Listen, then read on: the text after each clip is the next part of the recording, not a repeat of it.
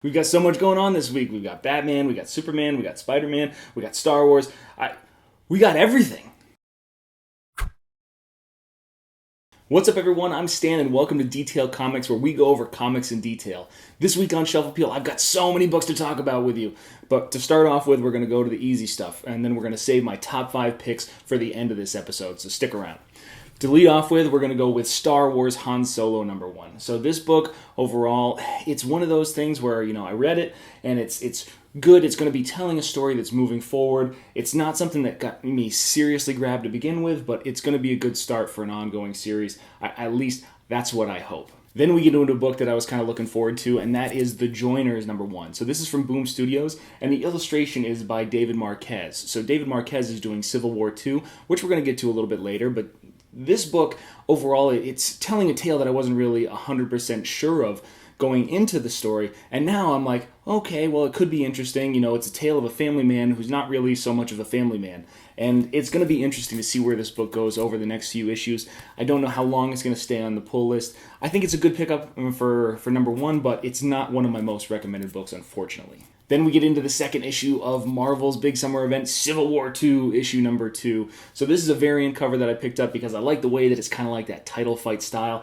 And what we get is we get the impression that something huge is going to go down, and inside this book it does. So Tony Stark, acting on his own, he doesn't really have any kind of alliances at this point in time, goes out and completely causes an international incident within the Marvel Universe. And it's kind of confusing as to where this is going to kind of go from there, because they're trying to portray Tony as like, hey, he's still kind of like a good guy, he's got his reasons, and he's not really trying to cause harm, he's trying to understand things more. So it's not the strongest of issues for where the storytelling is going to go, but it's just enough to kind of keep me in there. And overall, like I said, the art by David Marquez is awesome. Then we get into a DC title, which is kind of like that Hanna-Barbera Rebirth, and it's Scooby Apocalypse #2. So I picked up Scooby Apocalypse #1 a few weeks ago, and the reason that I grabbed this book was because Scooby Apocalypse #1 was very interesting. And what I realized going through this book, and then, taking another look at Scooby Apocalypse issue 1, these are very dialogue-heavy books. It's surprising how much dialogue actually pours off of the page. The art's great, but there are very few moments where it's not dialogue-intensive. There is a part in here that got me, and I was just like, jinkies, jinkies, jinkies, jinkies, jinkies, where Velma was, doing her thing, and ultimately it was very kind of out of the cartoon. So I really appreciated that. It's one that I might be picking up every once in a while just to check in, but I don't necessarily know if it's something I'm going to stick with long term. Then we get on to one of my most anticipated books, and that would be Descender #12, written by Jeff Lemire with art by Dustin Nguyen. I think that's how you do it.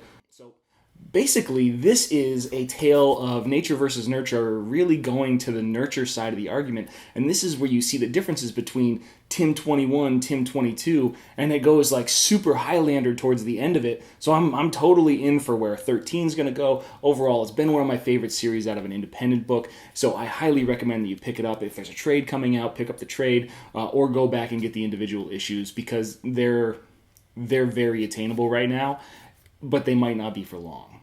After Descender #12, I'd probably go with Green Lanterns #1. So this book, written by Sam Humphries with art by Robson Roca, is doing a great job at setting up Jessica Cruz as a protagonist. So she's got her own flaws, and he's kind of delving into those very real problems for a number of different people and putting them into a superheroine so that we can kind of watch her overcome those things as a person outside of the book would want to overcome them things himself or herself. So the end of this book shows like this ridiculous, like it would be a friggin' debilitating scene for somebody with the kind of condition that Jessica has.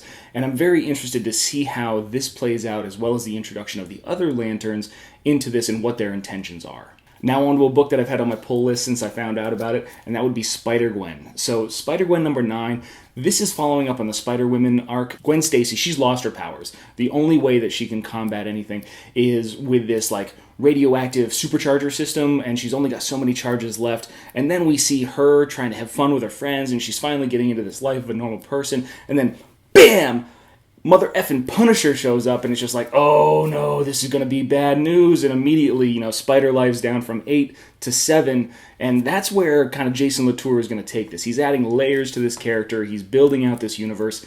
So it's not something that we can kind of take as, a carbon copy of Peter Parker. It's something that's unique and, it belongs in its own universe, and it's being told like it belongs in its own universe, which is why I keep picking it up. I find that it's a really good story. Some people might disagree with me, but oh well. Then we get into a book that I picked up a couple weeks ago, and that would be Joyride. So Joyride, this is issue 3, and it's a tale of a couple of kids that have escaped this dystopian Earth, and now they've stolen themselves a spaceship, they got an alien friend, and then they got sucked into this quarantine zone. So this is originally a series out of 4, so this is 3 out of 4, so they got to kind of wrap this up in the next issue, or they've got to make it a continuing series, but ultimately I'm very happy with where it is. I'm very entertained, and we've got their first kind of serious schism amongst their group, and it's by the way of a life form, a life form that's full on like sentient, that was being guarded by this robot that they basically defeat by making him realize that his job sucks. So it's funky, it's funny, and I like the way that it's kind of going, because it's adding very serious elements with the comedic elements that it kind of throws in there as well. Also, there was this book that was on my preview list, and that would be The Dark Knight Returns, The Last Crusade. So in this story, we see what happens to Robin before The Dark Knight Returns. So if you want to know what happens to Robin before The Dark Knight Returns and how it, everything goes down, pick this book up. Now, we're going to get into my top 5 books of the week. So after Amazing Spider-Man 13 a couple weeks ago, I really realized that I was enjoying where this story arc was going. The Iron Man character that Dan Slott and Christos Gage are writing, as well as the Peter Parker and how he's interacting with Iron Man, is fantastic. It's super fun. I really like the way that it's going. And then ultimately, Regent portraying this whole, superhero with the best of intentions turned supervillain. I'm down. Then we get on to one of my favorites from 2 weeks ago, and that is Green Arrow #1. So Ben Percy and Otto Schmidt did a great job on that book. They introduced this whole Court of Owls kind of human trafficking syndicate and things like that, and it just goes deeper. The only thing about this issue is it packs like what I thought was going to be like 4 or 5 story arcs into like the first 9 pages. So it's just like boom, it was a content bomb that just went off in your face. That makes me kind of curious as to where it's going to go after that. Like, hey, we're going to get all this character, all this plot development out of the way, so that way we can just tell a story from like what would have been normally like 2 months from now. We're just gonna do that all right now, and then we're gonna take care of it and kind of work through those kind of things. So, Dinah Lance, awesome. Emmy, awesome. Oliver, the way he's being written, awesome. I can't recommend Green Arrow enough for people.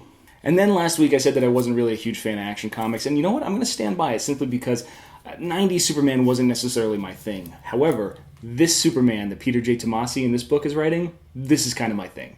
So this is a very personal tale. So it's one of those things where you're going to see Clark Kent, you're going to see Kal-El, you're going to see Superman being a father and putting in those kind of roles. And from the last part of this story in this book, I mean, there is this heart-wrenching kind of like destructive scene from Jonathan Kent as he reneges on he broke his promise. Like, he broke his promise, and the consequences were dire for not just him, but people around him. And then there's this witness, and then the final page is like a scene straight out of me being 4 years old. It's just like, yeah, no, it's if you don't get drawn back into your childhood a little bit as you read like the end part of this story, man, you gotta let yourself go a little bit more. You gotta be a little bit less serious, and you gotta put yourself into the stories. That's all I gotta say. It's gonna be a great book.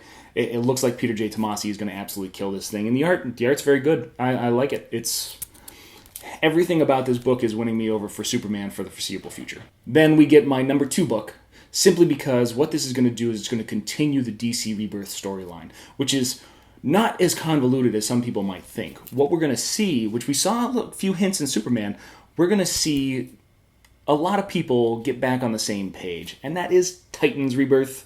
So Titans Rebirth #1, we show the reintroduction of Wally West into the Titans team. We show Dick Grayson. We've got everybody from the Titans team, who I'm not intimately familiar with. I will admit 100% that it's just like, yeah, Titans was never my favorite book. It's never even really a book that I read too much. It was just like maybe a tie-in, maybe a pickup here or there.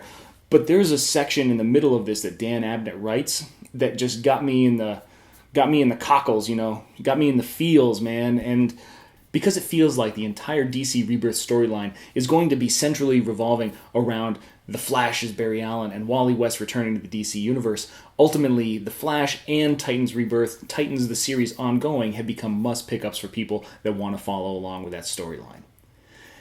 After that, though, we get into my favorite book, and that would definitely be Batman #1. So Batman #1, this is, I wanted to say a few weeks ago that was the spiritual successor. That was Tom King's first introduction. No, this definitely is. And if you're not reading Batman #1 right now, go to your local comic book shop. Just hit the pause button on that video, and then I'll wait. I'll just sit here and I'll just wait. Oh, did you read it yet? Because, if you read this book, then what you're going to find is you're going to find the same kind of sophisticated storytelling that Tom King has in the Vision, but applied at a much different level to the Batman character, to Bruce Wayne. And overall, we see probably one of the best action sequences in a Batman comic book that I've read in a long time, and it's very technical. And you get the impression that this dude is about as close to a superhero without having any superpowers as possible. He practically averts this crisis, at the sacrifice of himself, until snatched away at the final moment, and it spells trouble for Batman. We don't really know, but I am super excited where Tom King's going to take this story, and I think that you should be super excited as well. If you're not reading it, go read it. You owe it to yourself to start in on Batman right now. So those are my top 5 comics, as well as the other ones that I picked up, but I want to hear what you guys are reading. So hit me up in the comments down below and we can start that discussion and chat about everything. As always, thanks for watching this episode of Shelf Appeal. If you like what you see, hit that like button down below, and don't forget to subscribe for more news regarding comic books, comic book movies, comic book TV shows and games, and anything and everything inside the world of comics.